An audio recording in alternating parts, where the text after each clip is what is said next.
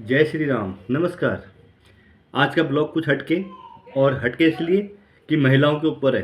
नाराज मत होएं, जो सत्य है वो बता रहा हूँ। और हनुमान जी के सच्चे भक्त हैं तो हनुमान चालीसा का आप भी पाठ करें। मैंने कल वीडियो बनाई थी, बहुत अच्छा रिस्पांस दिया आपने। और जो आज की जो वीडियो बन रही है वो और ख़ास बन रही है, और इसलिए बन रही है कि थोड़ा सा आपको परेशानी होगी सुनकर, मगर बात सत्य। घर को बर्बाद कर देती हैं महिलाओं की 3 आदतें। वह 3 आदतें क्या है मैं आपको विस्तार पूर्वक बताऊं। मगर एक बात मैं आपको और बता दूं, हिंदू धर्म में, हमारे धर्म में माताओं बहनों को देवी का दर्जा दिया गया है। लक्ष्मी स्वरूप, माता स्वरूप, बहन स्वरूप, जो भी स्वरूप कर लो, कह दो, वह कम है।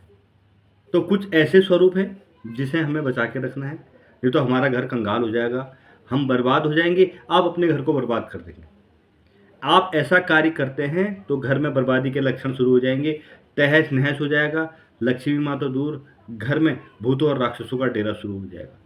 तो क्या है ब्लॉग में कुछ खास, चलते हैं। मगर आपने अभी तक मेरे चैनल को सब्सक्राइब नहीं किया, देखो नीचे लिंक में मैं दे रहा हूँ, लॉर्ड भक्त चैनल, और बेल आइकॉन का बटन भी दे रहा हूँ, उस पर क्लिक कर दें। जो भी मेरी नई वीडियो आएगी तो आपको नोटिफिकेशन मिल जाएगा। शेयर पर जरूर दबाएं, क्योंकि भक्ति का प्रचार हो, जहाँ जहाँ हम जाएं हमारी भक्ति का प्रचार हो, हनुमान जी का प्रसार हो, और सदैव जीवन जितना भी समय हम जिस धरती पे हैं अच्छे कार्यों के लिए चले जाएं। तो सभी माताओं बहनों को यह वीडियो समर्पित है। और महिलाओं को हम देवी मानते हैं, लक्ष्मी मानते हैं, वो हमारी बहनें हैं, हमारी माताएं हैं, वह पूजनीय हैं। मगर ये कुछ खास कार्य जो आप करते हैं, इससे घर में उत्पात मच जाता है। इस उत्पात को हमने रोकना है। करना क्या है, विशेष कार्य क्या नहीं करना है आपको। आज आपने क्या नहीं करना है वो मैं बताने जा रहा हूँ। तो 3 कारण हैं आपके घर में बर्बादी के लक्षण आने के। पहला कारण मैं आपको बता दूं, आपके घर में 4 लोग हैं खाने वाले, तो 4 लोगों का ही भोजन बनाएं, 4 लोगों का ही आटा आप निकालें, उससे ज़्यादा आटा ना निकालें। ठीक है, आपसे ज़्यादा निकल गया तो 4 लोगों के भोजन बनने के बाद जो आटा आप कटोरी में रखकर फ्रीज में रख देते हैं और उसका सुबह आप भोजन बनाते हैं, तो सबसे घृणित कार्य आप करते हैं।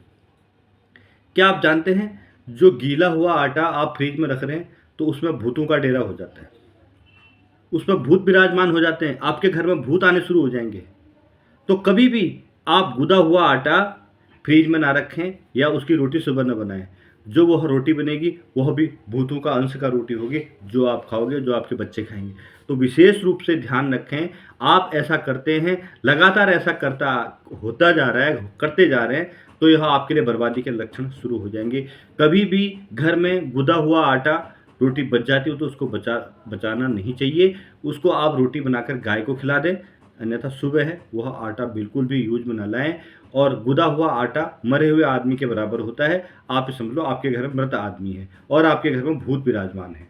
तो इस चीज़ का आपको विशेष ध्यान रखना है माताओं बहनों। गुदा हुआ आटा बिल्कुल नहीं, नाना, गुदा हुआ आटा नाना।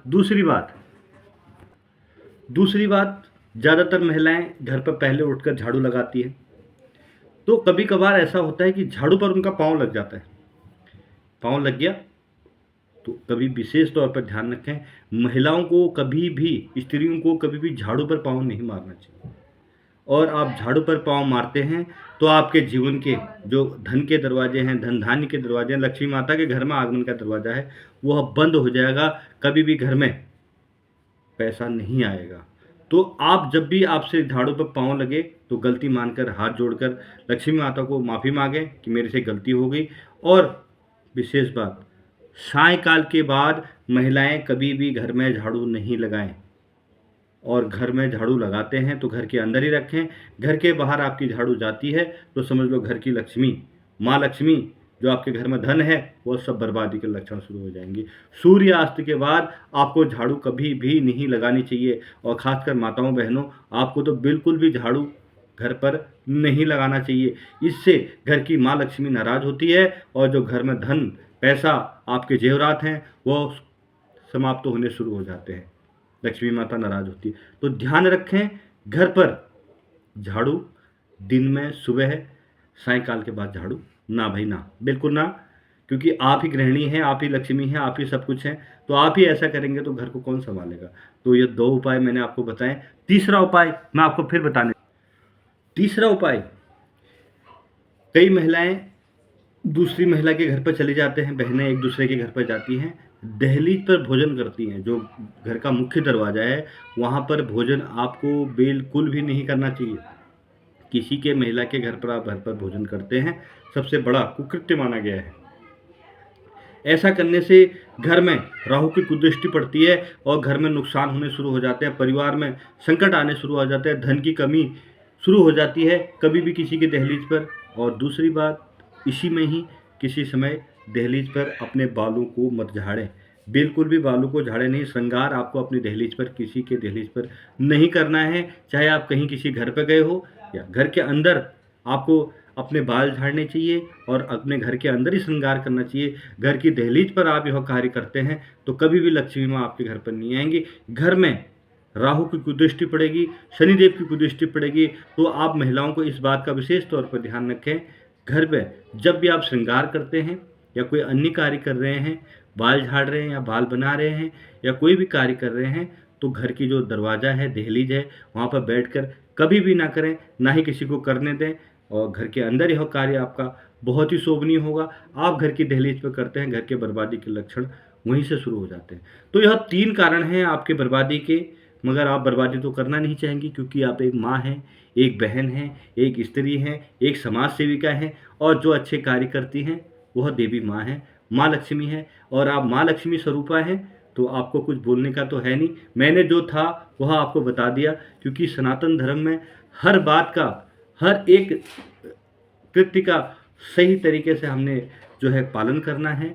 और यह इसीलिए बनाया गया, श्री कृष्ण भगवान ने, प्रभु श्री राम ने, हर बात की व्याख्या की गई है कि हमें सदैव अच्छे कर्म करने चाहिए, अच्छे कार्य करने चाहिए। जीवन में कभी बाधाएं आ रही हैं तो घबराना नहीं चाहिए। यह 3 कारण आपको कंगाल कर सकते हैं, मगर हमें कंगाल नहीं करना है। हमें तो भगवान से बहुत कुछ मांगना है, माताओं और बहनों के लिए बहुत कुछ मांगना है।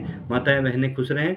और आज का वीडियो यहीं समाप्त करते हैं, कल फिर नई वीडियो में मिलेंगे। मगर ये 3 काम ना भाई ना, और हाँ भाई हाँ, हाथ जोड़कर भगवान से प्रार्थना करें, माता रानी आपके सारे दुखों को दूर करे। जय श्री राम, जय माता दी। सभी बहनों माताओं को मेरा प्यार भरा नमस्कार। जय श्री राम।